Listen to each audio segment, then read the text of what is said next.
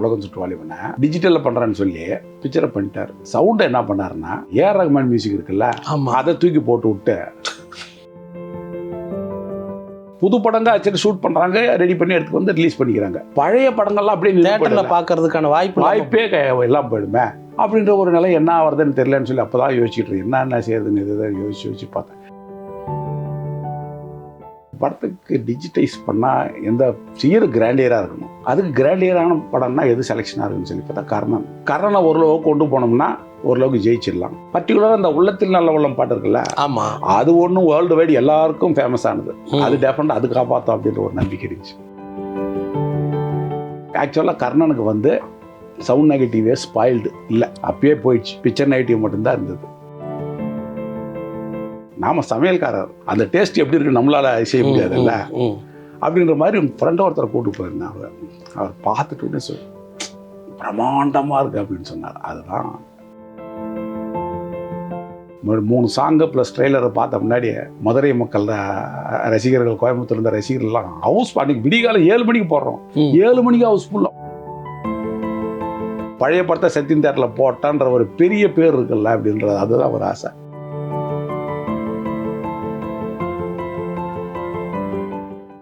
இப்போது புதிய அறிமுகம் ஆச்சி ஹோட்டல் சாம்பார் 50 கிராம் ரூபாய் 20 மட்டுமே. இப்போ வந்து நீங்கள் அதுக்கு அடுத்த படமாக என்ன டிஜிட்டல் பண்ணி வெளியிட்டீங்களே, அந்த அனுபவத்தை சொல்லுங்கள். கர்ணனா அப்போ தான் வந்து கியூப் ஃபார்மட்டுன்னு ஒன்று எமர்ஜ் ஆகுது. பிரிண்ட் இல்லாமல் இதிலே டிஜிட்டல்லே படத்தை காட்டலான்னு சொல்லி ஆரம்பிக்கிறாங்க. அப்போ திருப்பாச்சி தான் ஃபஸ்ட்டு அந்த படத்தை டெஸ்ட்டு சங்கந்தாரில் தான் போட்டு பார்க்குறாங்க. அப்போ போட்டு பார்த்தப்போ எனக்கு சுமாராக தான் இருந்தது அதனோட கண்டென்ட்டும். பிரிண்ட்டை விட கொஞ்சம் கம்மியாக இருந்தது. இதெல்லாம் எங்கே ஓட போகுது அப்படின்னு நினச்சி அதுக்கப்புறம் டெவலப் ஆன பின்னாடி அதுக்கப்புறம் கியூப் ஃபார்மட் வந்துடுச்சு. கியூப் ஃபார்மட் வந்துட்டு பின்னாடி என்னாச்சுன்னா எல்லாருமே வந்து தேட்டர்காரங்கெல்லாம் கியூப் ப்ரொஜெக்டருக்கு மாற ஆரம்பிச்சிட்டாங்க. ரியல் பிரிண்டில் ஓடுற இதை மாதிரி ப்ரொஜெக்டர், அந்த பெரிய ப்ரொஜெக்டரை விட்டுட்டு கியூப் சிஸ்டத்துக்கு எல்லாம் மாற ஆரம்பிச்சிட்டாங்க. மாற ஆரம்பித்த பின்னாடி இந்த கியூப் சிஸ்டம் வந்து என்னாச்சுன்னா அட் ஏ டைமு எல்லா சென்டர் ஏ சென்டரு ஃபஸ்ட்டு போட ஆரம்பித்தாங்க. ஃபஸ்ட்டு 6-7 சென்டர் தான் போடுவாங்க செங்கல்பட்டில். அட் ஏ டைம் வந்து 10-20 சென்டர் போட ஆரம்பித்தாங்க. அப்படியே போடப்போ இப்படி ஏபிசி சென்டர் 3 சென்டர் எல்லா சென்டர்லையுமே போட ஆரம்பிச்சுன்னா அந்த தேட்டர்காரங்களும் அந்த கியூப் சிஸ்டத்துக்கு அவங்களும் மாறிட்டாங்க. இந்த மாதிரி ஒரு நிலைமையாக போயிடுச்சு. அந்த சமயத்தில் நான் வந்து தங்கப்பதக்கம், ரிக்ஷாக்காரன் படங்கள் எல்லாம் போட்டு ஆல்பர்ட் தேட்டருக்காக வச்சிட்ருக்கேன். ஆச்சுங்களா 2005-2000 அந்த ரைட்ஸை வாங்கி 2 பிரிண்ட்டை போட்டு பப்ளிஷ்லாம் ரெடி பண்ணி வச்சுட்டு இருக்கேன். ஆல்பர்ட் மாதிரி அப்படின்னு கேட்டால் போட்டால் ஆல்பர்ட்டில் தான் போடணும்னு சொல்லி வெயிட் பண்ணிட்டுருக்கேன். ரிலீஸ் சென்டர்ஸ் பூரா கியூபாக மாற்றிட்டாங்க சார். சரி, Albert theatre one of the release centre. நான் அந்த படத்தை வந்து எக்ஸ்ப்ளாய்ட் பண்ணி வேறு அந்த பேரகன், சித்ரா எல்லாம் இப்போல்லாம் அந்த பிரிண்ட் ஃபார்மெட்டில் இருந்தது. நான் வந்து எனக்கு ஐடியா இல்லை அந்த சென்டரில் போய் பார்த்து காசு பண்ணணும்னு இல்லை. பட் 10 வருஷம் இந்த தேட்டருக்காக வெயிட் பண்ணிட்டுருக்கேன், ஆல்பர்ட் தேட்டருக்காகவே. அவர் ஆல்பர்ட் அவங்க வந்து பிரிண்ட்டு ஃபார்மெட்டுக்கு இதே பர்மிஷனே கொடுக்கல. ஒன்லி டிஜிட்டல் சினிமாவுக்கு தான் அப்படின்னு சொல்லி கியூப் ஃபார்மெட்டில் தான் கொண்டாங்க. அப்போ தான் நான் யோசித்தேன் என்ன பண்ணுறதுன்னு தெரியல. எப்படியே போய்கிட்டு இருந்தா டோட்டலாக எல்லாம் அந்த பழைய படங்கள்ன்ற கலாச்சாரமே போயிடுமே. புது படங்க ஆச்சு ஷூட் பண்ணுறாங்க, ரெடி பண்ணி எடுத்து வந்து ரிலீஸ் பண்ணிக்கிறாங்க. பழைய படங்கள்லாம் அப்படியே தேட்டரில் பார்க்கறதுக்கான வாய்ப்பே எல்லாம் போயிடுமே அப்படின்ற ஒரு நிலை என்ன ஆகுறதுன்னு தெரியலன்னு சொல்லி அப்போ தான் யோசிச்சுட்டு இருக்கேன். என்ன செய்யறதுன்னு இதுதான் யோசிச்சு பார்த்தேன். இதுக்கு உரிய அதாவது பிரிண்ட்டுக்கும் கியூப் தேட்டருக்கும் போகிறது என்னென்ன வித்தியாசங்கள் அப்படின்னு சொல்லி அதை யோசித்து பார்த்தேன். பிரிண்ட்டு ஃபார்மெட்டில் வர்றது மோனோ சவுண்டு, செல்லுலாய்ட் பிரிண்ட்டு. ஆனால் வந்து கியூப்பில் வந்து சினிமா ஸ்கோப்பாக இருக்கும். சவுண்டு வந்து டிடிஎஸ் 5.1 இருக்கும். ஆச்சுங்களா. சினிமா ஸ்கோப் பண்ணுறதுன்றது வந்து ஃபஸ்ட்டு வந்து அதான் டிஜிட்டல் பண்ணுறதுன்றது அது எப்படின்னா பிரிண்ட்டை எடுத்துகிட்டு போய் பிரிண்ட்டை நெகட்டிவ் எடுத்துகிட்டு போய் ஃபஸ்ட்டு ஸ்கேன் பண்ணுவாங்க. அந்த ஸ்கேனிங்கில் 3 இதை ஃபஸ்ட்டு எடுத்துகிட்டு டெலிசினின்னு ஒன்று இருக்குது. அந்த டெலிசினின் பண்ணுறது பூரா சேனலுக்கு போகிறது, சேட்டலைட் சேனலுக்கு. அதுக்கடுத்தது வந்து பீட்டா, டிஜிபீட்டான்னு சொல்லி அந்த டிஜிபீட்டா வந்து அதை விட கொஞ்சம் பீட்டா டேப் பண்ணுறது அதை விட கொஞ்சம் ஹையர் ரேஞ்சு. அதுக்கடுத்தது டிஜிபீட்டான்னு கொஞ்சம் சுருக்கமான வந்தது. அந்த மாதிரி அந்த ஃபார்மெட்டில் இதெல்லாம் டிஜிட்டல் கன்வெர்ட் ஆகிற ஸ்டெப்ஸு அது மாதிரி வருது. மாறி வந்த பின்னாடி அப்படியே அந்த மாதிரி போனோம்னா ஆக்சுவலாக அதில் டிஜிட்டல் சினிமாக்காக மாறிடுச்சு.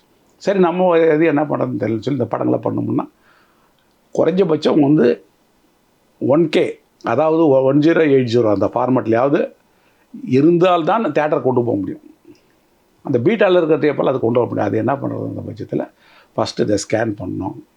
ஸ்கேன் பண்ணி முடிச்சுட்டு அதுக்கப்புறம் பிக்சரை, அப்போ பிக்சர் நெகட்டிவ், சவுண்ட் நெகட்டிவ்னு 2.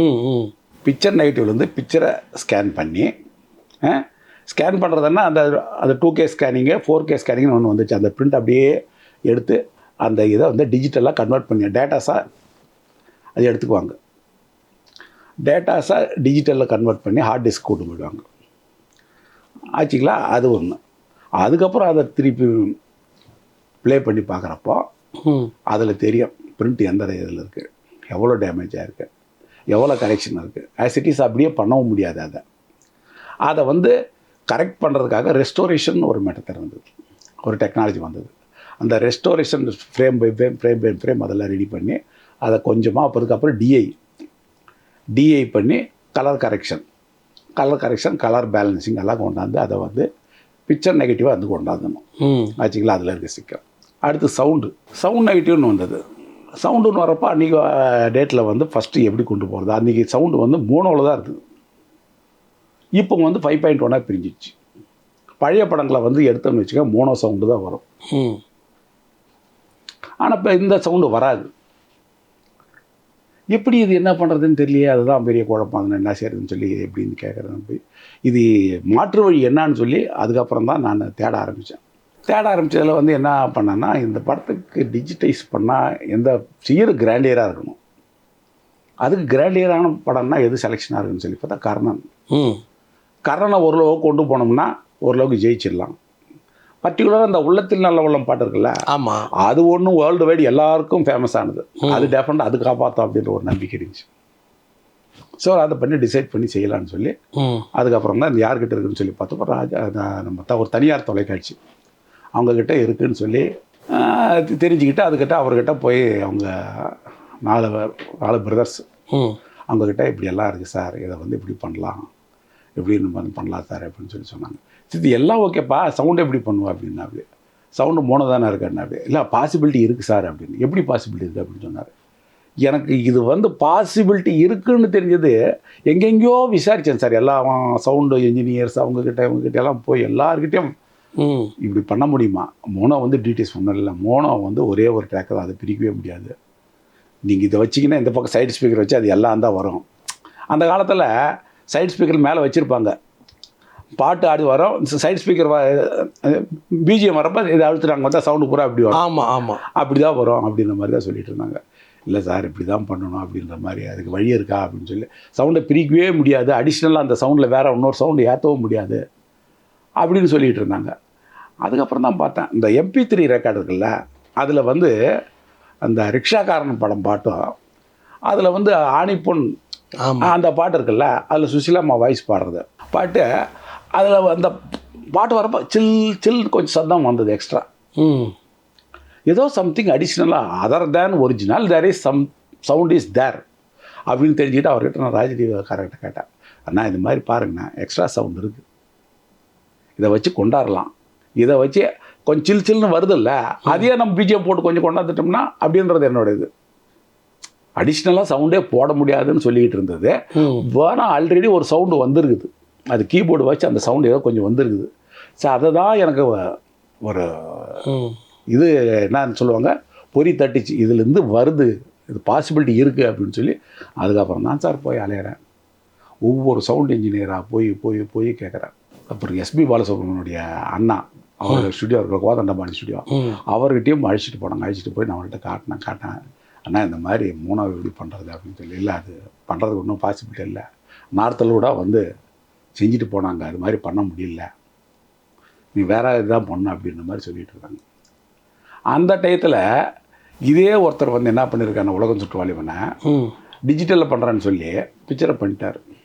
சவுண்டை என்ன பண்ணாருன்னா, இந்த ஏஆர் ரஹ்மான் மியூசிக் இருக்குல்ல, அதை தூக்கி போட்டு விட்டு என்னங்க போட்டு பைலட்டில் ரிலீஸ் பண்ணாங்க. சகிக்கல. நம்ம சத்யராஜ் சார் போய் பார்த்துருக்கா, திட்டிட்டு வந்துட்டார், ஏன் அப்படி எம்எஸ்சி மியூசிக்கெல்லாம் கெடுக்குறீங்க அப்படின்னு சொல்லி கெடுக்கிறேன்னு சொல்லி அப்படி ஒரு டிஜிட்டலில் பண்ணுறன்ற பேரில் அப்படி பண்ணி அதுக்கு எடுத்து வச்சுருந்தாங்க. சரி, அதுக்கப்புறம் நமக்கு பிரச்சனையாக வந்து சவுண்டு. அந்த சவுண்டை எப்படியாவது கொண்டு வந்துடணுன்றதுக்காக எங்கெங்கேயோ அலைஞ்சு அதுக்கப்புறம் தான் வந்து இதில் ஆந்திராவில் ஹைதராபாத்தில் மாயா பஜார் ரிலீஸ் பண்ணியிருந்தாங்க, பிளாக் அண்ட் ஒயிட் கலரில். அது எப்படி பண்ணியிருப்பாங்கன்னு சொல்லி போய் பார்த்தாலும் அந்த சவுண்டு நம்ம ஆல்ரெடி நான் கேட்கல. அந்த ரீரேக்கார்டிங் கேட்டிருந்தோம்னா நமக்கு தெரிஞ்சிருக்கும். ஏன்னா நமக்கு பெரிய டிஃப்ரென்ஸ் எனக்கு தெரியல. அதுக்கப்புறம் முகலியாசம் பாம்பேயில் ஓடிட்டு இருந்துச்சு. அப்போ அதையும் பிளாக் அண்ட் ஒயிட் கலர் பண்ணியிருந்தாங்க. அங்கே போய் ஃபேமஸ் ஸ்டுடியோவில் அவங்ககிட்ட எல்லாம் கேட்ட உடனே இல்லை சார், இது வந்து அடிஷ்னலாக சில இதெல்லாம் போட்டு இன்புட்ஸ் எல்லாம் போட்டு செஞ்சுருக்கோம் அப்படின்னு சொல்லி பார்த்தா நம்ம ஹிந்தி படத்தினோட ட்ராக்கெல்லாம் நமக்கு சரியாக தெரியல. அதுலேயும் ஒரு தெளிவாக இல்லை. அதுக்கப்புறம் தான் நமக்கு ஓடம்பாக்கம் ஏரியாலேயே சுற்றிட்டு இருக்கான் சவுண்ட் இன்ஜினியரிங் கூட. ஒவ்வொருத்தர்கிட்டையும் கொடுத்துன்னு சொல்லி நான் பிரமாதமாக பண்ணுறேன்னு சொல்ல ஒரு 10,000 வாங்குவாங்க. வாங்கினோடனே பண்ணி காட்டுறாங்க. சொல்லி தூக்கி போட்டு வந்தாங்க. எனக்கு தேவை எம்எஸ்வி ராமமூர்த்தியினுடைய ஒரிஜினாலிட்டி கொஞ்சம் கூட மாறக்கூடாது. அப்படி இருந்தால்தான் படம் அப்படின்றது அது தெளிவாக இருந்தேன். அப்படி இருந்தால் தான் செஞ்சாகணும்னு சொல்லி அப்படின்னு செஞ்சப்போ தான் அப்புறம் HM சுப்பிரமணியா சார்னு சொல்லி சங்கீதா ஸ்டுடியோஸ் அவர்கிட்ட ஒரு மீடியேட்டர் கூப்பிட்டு போய் காட்டவுடனே அவர்கிட்ட நான் சொன்னேன், இந்த மாதிரி ஒரு அற்புதமான படைப்பு சார் இது கர்ணன். இதை வந்து திருப்பி நம்ம ஜனங்கிட்ட கொண்டு போகணுன்றது ஆசை. ஏன்னா இன்றைக்கி நடிகர் தலத்தினுடைய புகழ், நடிகர் தலத்தை எல்லாரும் மறந்துட்டாங்க. அது இல்லாமல் மகாபாரதம் எல்லாமே இன்றைக்கி ஜென்ரேஷனை டோட்டலாக மறந்துடுற மாதிரி இருக்குது. அது திருப்பி இந்த ஜென்ரேஷன் கொண்டு போய் சேர்க்குற ஒரு பெருமை நமக்கு கிடைக்கும் சார், இந்த ஒரு புண்ணியம் கிடைக்கும் அப்படின்னு சொல்லி அதெல்லாம் கேட்டுகிட்டு இருந்துட்டேன். ஓகே அப்படின்னு சொல்லி அதுக்கப்புறம் சொன்னார், நான் சொல்கிற ஐடியா பிடிக்கல. ஆஸ் இட் இஸ் அந்த சவுண்ட் ட்ராக் ஒரு ஃபஸ்ட்டு மியூசிக் டைரக்டர் ஒரு ஃபிக்ஸ் பண்ணிக்க, அவர்கிட்ட எடுத்துகிட்டு போய் இந்த சவுண்ட் ட்ராக் ஆக்சுவலாக கர்ணனுக்கு வந்து சவுண்ட் நெகட்டிவே ஸ்பாயில்டு இல்லை. அப்பயே போயிடுச்சு. பிக்சர் நெகட்டிவ் மட்டும்தான் இருந்தது. அந்த சவுண்ட் நெகட்டிவ்க்காக என்ன பண்ணேன்னா, அதில் ராஜ் டிவியில் கர்ணன் ரைட்ஸ் தான் இருந்ததில்ல, அந்த ரைட்ஸில் அதுலேருந்து எடுத்துகிட்டு போய் அதுலேருந்து சவுண்ட் எடுத்துகிட்டு வந்தேன். சவுண்ட் எக்ஸ்ட்ராக்ட் பண்ணி டிவிசி ப்ரோ வேவ் ஃபைல்னு சொல்லி கன்வெர்ட் பண்ணி அதை கொண்டாந்து அவர்கிட்ட கொடுத்து இந்த மாதிரி இப்படி வாசிக்கணும் எனக்கு தேவை, இதுக்கும் அதுக்கும் ஒரு ரீமிக்ஸ் பண்ணன்ற ஒரு இது இருக்கக்கூடாது, ஒரிஜினல் அப்படியே இருக்கணும். அதுதான் அது எப்படி வாசிக்கிறது என்ன வழின்னு சொல்லி அவன் இனியவன் கிட்ட சொன்ன உடனே எவ்வளோ சொல்லி பேக்கேஜ் பேசினேன். ஒரு 50,000 ஆகும். அப்படி 3 minutes டெஸ்ட்டு. சரி ஓகே பரவாயில்ல, எனக்கு தேவை, ஆனால் வந்து நல்லா இல்லைன்னா நான் பணத்தை கொடுக்க மாட்டேன் அப்படின்னு சொல்லி சொன்னேன். சரின்னு சொல்ல உடனே சரி டோக்கன் எவ்வளோ கொடுக்குறேன்னு, சரி 25,000 கொடுத்துட்டு அதுக்கப்புறம் நல்லா இல்லைன்னா மீது பேலன்ஸ் கொடுக்க மாட்டேன்ப்பா அப்படின்னு. பேலன்ஸ் அப்படியே எல்லாத்தையும் கொடுக்க மாட்டேன் அப்படின்னு தான் சொன்னேன். சரி 25வது நிற்குமே அப்படின்னு சொல்லி சரி ஓகே செஞ்சு காட்டுன்னு சொல்லி அவரை எடுத்து என்ன பண்ணியிருக்காருன்னா கம்ப்ளீட்டாக அந்த இன்ஸ்ட்ருமெண்ட்ஸ் எல்லாம் இருக்குல்ல அதை பூரா செலக்ட் பண்ணி எடுத்துக்கிட்டார். சொல்லி இந்த இன்ஸ்ட்ருமெண்ட் ஃபஸ்ட்டு அந்த ட்ராக்கு அந்த 3 minutes ஃபுட்டேஜ் நான் செலக்ட் பண்ணது பாருங்களேன். செலக்ட் பண்ணது என்ன பண்ணால் கர்ணனுடைய 8வது ரீலில் இன்டர்வலுக்கு முன்னாடி பீஸ் என்னாச்சுன்னா, அவர் மாமனார் இருக்கார்ல, அவர்கிட்ட கோவிச்சுக்கிட்டு இந்த இதை போட்டு வெளியே வருவார். வெளியே வரப்போ டக்குன்னு ஸ்டெப்ஸ் வரும். அந்த ஒரு சத்தம் ஒன்று. 2வது வந்து கட்டில் ஃபஸ்ட் நைட் கட்டில் இப்படி உட்காந்துட்டு உடனே அப்போ என்ன பண்ணுவாங்கன்னா, இவங்க தேவிகா அம்மா வந்து கணவன் ரொம்ப ஒரு கோபத்தோடு அவருடைய அமைதிப்படுத்துறதுக்காக, அவரை ஆசுவாசப்படுத்துறதுக்காக என்ன பாடுறாங்க, கண்ணுக்கு குளமேது பாட்டை ஆரம்பித்து அந்த பாட்டை பாடி முடிச்சுட்டு அதுக்கப்புறம் கொஞ்சம் நேரம் பேசுவார். வந்த உடனே கொஞ்சம் டைலாக் போர்ஷனும் கொஞ்சம் இருக்கும். ஒரு சாங்கு, டைலாக் போர்ஷன், அப்புறம் ஸ்டெப்ஸு, அந்த எஃபெக்ட்ஸ், இந்த 3 சேர்ந்தது தான் சினிமாவோட மேக்ஸிமம் வந்தது. 3 வர்ற மாதிரி 3 நிமிஷத்துக்குள்ளே அதை ரெடி பண்ணி எடுக்கணும்னு சொல்லி அந்த மாதிரி எடுத்து பக்காவாக பண்ணி போட்டு பார்த்த பின்னாடி பிரசாத் லேபில் சந்துருன்னு சொல்லி தான் டிடிஎஸ் மிக்சர், அவர் மிக்சிங் கரெக்டாக பண்ணி அழகாக எடுத்துக்க வந்து போட்டு காட்டினாங்க சார். காட்டின உடனே அன்னைக்கு வந்து எனக்கு தெரியாக இருந்தது, பட் கரெக்டாக தப்பான்னு எனக்கு தெரியல. நாம் சமையல்காரர், அந்த டேஸ்ட் எப்படி இருக்குது நம்மளால் செய்ய முடியாதுல்ல அப்படின்ற மாதிரி ஃப்ரெண்டை ஒருத்தரை கூப்பிட்டு போயிருந்தேன்.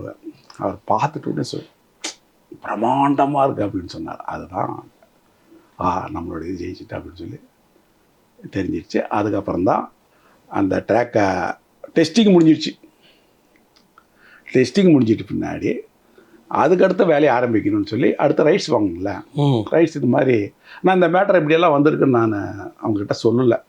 ரெடியாக வந்திருக்கு அந்த படத்தை வாங்கலான்னு சொல்லி அதுக்கப்புறம் ராஜ் டிவிகிட்ட போய் நான் இந்த மாதிரி செய்யலான்னு சொல்லி சொல்கிறேன். இந்த பட்ஜெட் எல்லாம் உள்ள சொல்கிறேன். இல்லை வேணாம் சொல்லி அவரை ரைட்ஸ் நீயே வாங்கின்னு சொல்லி ரைட்ஸ் என்கிட்ட கொடுத்தாங்க. ரைட்ஸை வாங்கிட்டு அதுக்கப்புறம் வேலையை ஆரம்பிக்கிறேன் சார். ம் வேலையை ஆரம்பிச்ச முன்னாடி நான் போட்ட போர்ஷன் வந்து நல்லா இருந்தது, பிக்சர் நெகட்டிவ்.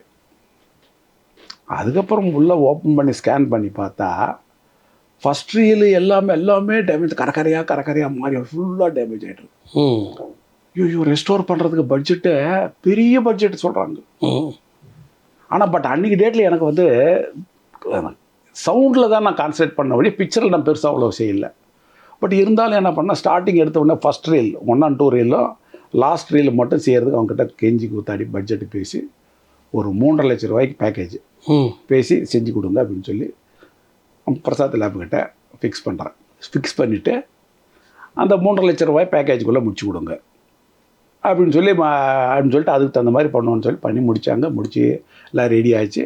ரெடி ஆகி ரிலீஸ் ஸ்டேஜுக்கு வர்ற ஸ்டேஜ் வந்து அதுக்கு நடுவில் என்ன ஆச்சுன்னா கண்டென்ட் வந்துடுச்சு. இதை ப்ரொமோஷன் கொண்டு போகிறது எப்படி,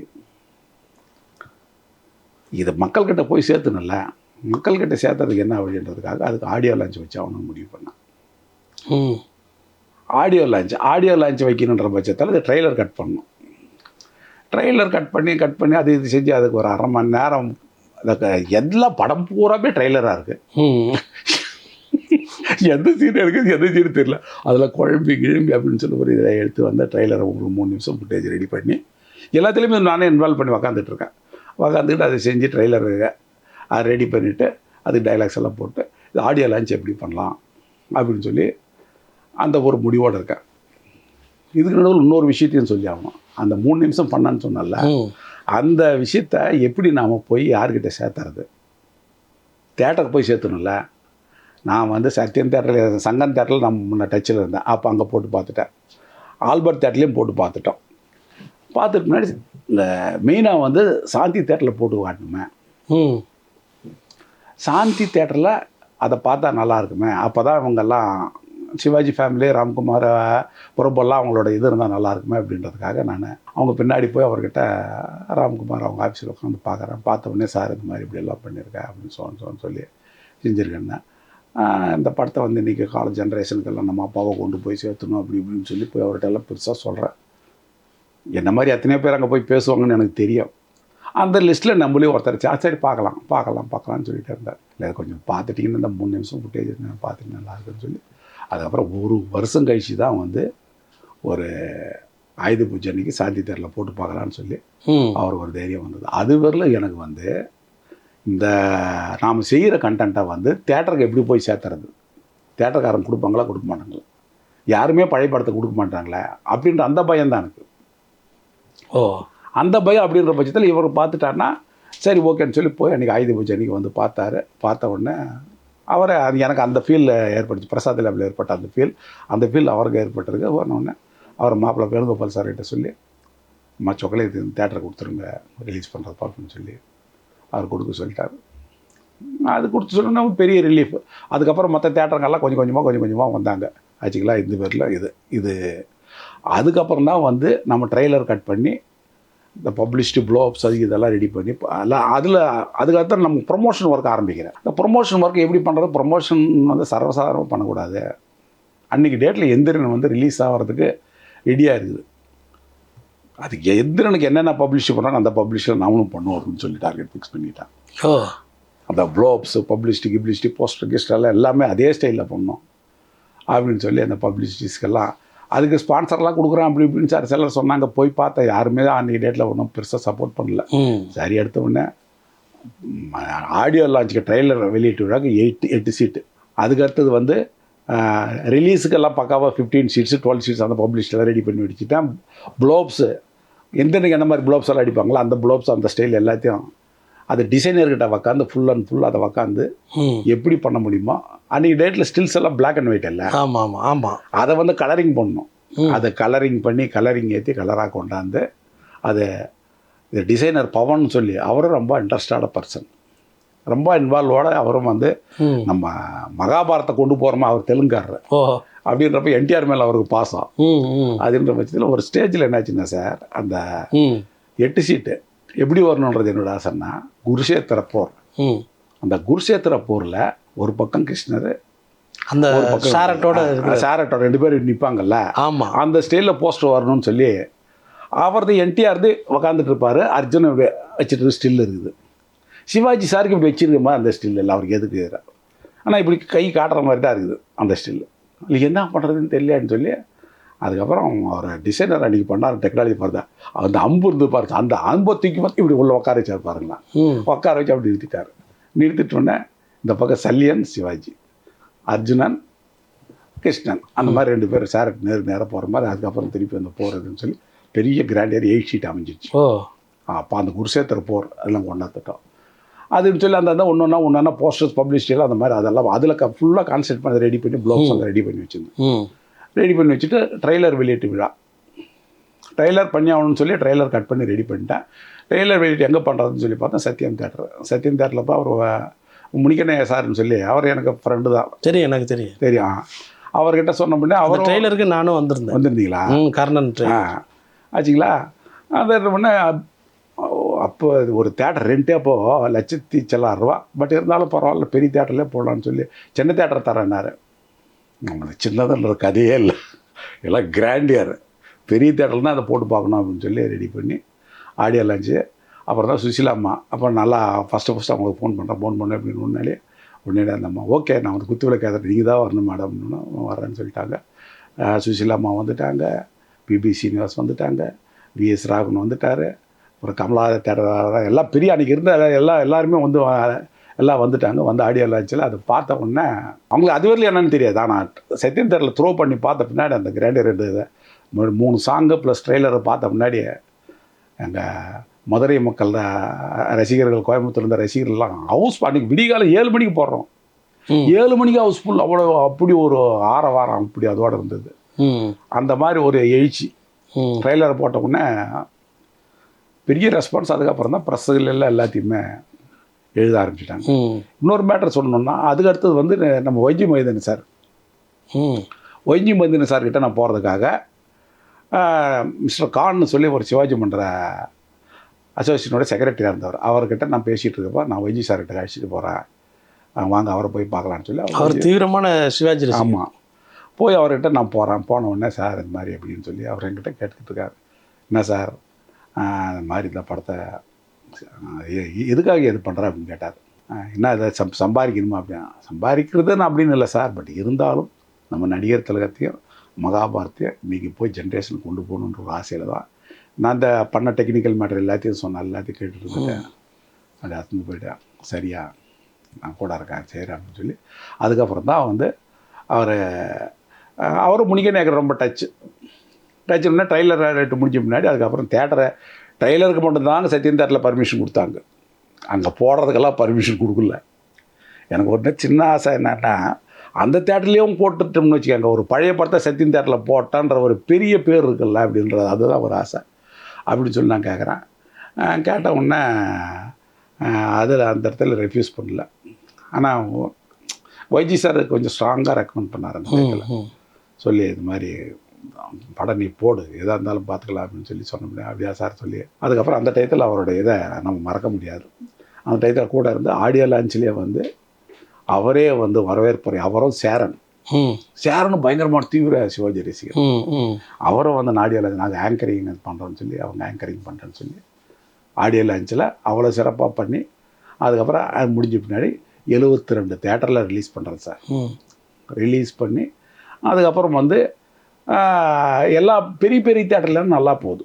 அந்த கொஞ்சம் சுமாரான தேட்டர் அந்த செகண்ட் ரீல் கொஞ்சம் ஷேக்கிங் இருக்குது, ஸ்டெபிலைசேஷன் பேர். அந்த ஸ்டெபிலைசேஷன் கொஞ்சம் ஆடுது அந்த ஒரு பாட்டுக்கு, எண்ணுயிர் தொழில் பாட்டுக்கு. எனக்கே சங்கடமாக இருக்குது அது ஆடுறதுன்றது. அப்பயே நான் பிரசாத் லேப்பில் அடிக்க அதை கண்டுக்காமல் விட்டாங்களோ அப்படின்ற மாதிரி. ஹை எக்யூப்டு அந்த தேட்டரில் சத்யம் தேட்டரில் அந்த ஸ்டெபிலைசேஷன் அதை கண்ட்ரோல் பண்ணிக்குது. நான் சுமாராக மற்ற தேட்டரில் எல்லாமே ஆடுது. அதுக்கப்புறம் என்ன சேர்ந்து என்ன வழியிலேயே நினச்சிட்டு இருந்தேன். திருப்பியும் இன்னொருத்தர் அந்த ராமுன்னு சொல்லி ஒருத்தர் இப்போ கூட ரெஸ்டோரேஷன்லாம் பண்ணிட்டு இருப்பேன். ஆனால் நான் அதை பண்ணித்தரேன், நான் செய்கிறேன்னு சொல்லி எடுத்துகிட்டு போய் அவர் ஃபுட்டேஜ் எடுத்து போய் 2வது வாரம் 3வது வாரமாக அவரை சரி பண்ணி கொடுத்தா, அந்த ஸ்டெபிலைசேஷன் பண்ணி கொடுத்தாரு. பண்ணி கொடுத்தா அதுக்கப்புறம் அது மாதிரி ஓடிக்கிட்டு இருந்தப்போ ஆஸ் இட் இஸ் ஃபஸ்ட்டு ஒரு வாரம் ஓடுன்னு நினச்சோம். ஒரு வாரமே ஏறக்குறைய எல்லாமே ஃபஸ்ட்டே 3 தேட்டர்லேயும் போட்டார். அதை சத்யம் தேட்டரில் அந்த ஒரு விஷயத்தையும் சொல்லணுமே. அந்த தேட்டரில் போடுறதுக்கு முன்னாடி எனக்கு ஒரு ஷார்ட்டேஜ், கியூபுக்கு பணம் கட்டுறதுக்குன்னு சொல்லி கியூபுக்கு பணம் கட்டுறதுக்கு ஒரு 2 லட்சம் ஷார்ட்டேஜ். 2 லட்சம் ஷார்ட்டேஜ்ன்ற சமயத்தில் அவர் சத்யம் தேட்டர் முடிக்கணிய மூலியமா அப்படின்னு சொல்லி சொன்னோன்னே, சரி எனக்கு சத்யம் தேட்டர் எனக்கு கொடுத்துரு அப்படின்னு சொல்லி அந்த 2 லட்சம் கொடுத்தாரு. அன்றைக்கி டேட்டர் ரிலீஸ் பண்ணோம். அதுக்கப்புறம் மாபெரும் நல்லா போச்சுன்னு வச்சுக்கோங்களேன். வெறும் 2 லட்சம் தான் கொடுத்தேன் அந்த டயத்தில். 2 லட்சத்துக்கு நல்லா பிரமாதம் ஓட்டி கொடுத்தாரு. ஓட்டி கொடுத்தா 100 நாள் முன்னே நிறுத்திக்கலான்னு பார்த்தா அது ஃபுல்லாக போயிட்டு இருக்கு. அதுக்காக நான் ஐயர் கொடுத்துட்டேன்றதுக்காக நான் வந்து விளம்பரத்தை நாங்கள் ஒன்றும் கம்மி பண்ணல. விளம்பரம் பாடு செஞ்சுட்டு இருந்தேன். ஃபஸ்ட் காப்பி 40 லட்ச ரூபா ஆச்சு. இதே 40 லட்ச ரூபா தான் பிஆர் பந்தலுக்கு 40 லட்ச ரூபா ஆச்சான். ஒரு கோயின்சிடன்ஸ் பாருங்க. அதாவது ஃபஸ்ட் டைம் ரிலீஸ் பண்ணி அவருக்கு 40 லட்ச ரூபா இருந்திருக்கு. அதாவது 48 வருஷத்துக்கு முன்னாடி அன்றைக்கி 1964 நாம் ரிலீஸ் பண்ணுறது 2012. அப்பயே வந்து அவருக்கு 40 லட்சம் ஆயிருக்கு, எனக்கு 40 லட்ச ரூபா இருக்குது. 72 தேட்டரில் ரிலீஸ் பண்ணேன். அன்றைக்கி டேட்டில் ஒரு 50-60 தேட்டர் தான் பண்ணியிருப்பாங்க. 72 தேட்டர் ரிலீஸ் பண்ண உடனே எல்லா இடத்துலையும் மாபெரும் வெற்றி அடைஞ்சது. அதுக்கப்புறம் தான் வந்து எல்லாம் ஒன்றா திருப்பி. சத்யம் தேட்டரில் எத்தனை நாள் இந்த கர்ணன் படம் ஓடிச்சு? 155 நாள் ஓடிச்சு சார். அடே அப்பா, 155 days. ஹவுஸ்ஃபுல்லாகவே போயிட்டு இருக்கு. புது படத்துக்கு இணையாக ஓடி இருக்கு. புது படத்தை விட புது படங்களுக்கெல்லாம் ஒன்றும் இல்லை டிக்கெட் இருக்குது, இதுக்கு டிக்கெட் இல்லைன்னு சொல்லி திரும்பி போனதெல்லாம் உண்டா? அப்படியா? ஆனால் அந்த ரசிகர்கள் அவங்களும் வந்து கர்ணன் அதுக்கு தவிர மீதி படங்கள்லாம் இருக்குது. மீதி கர்ணன் எல்லாம் ஃபுல்லு, கர்ணனை தவிர வேறு அப்படின்ற மாதிரிலாம் சொன்னதாக கேள்விப்பட்டேன்.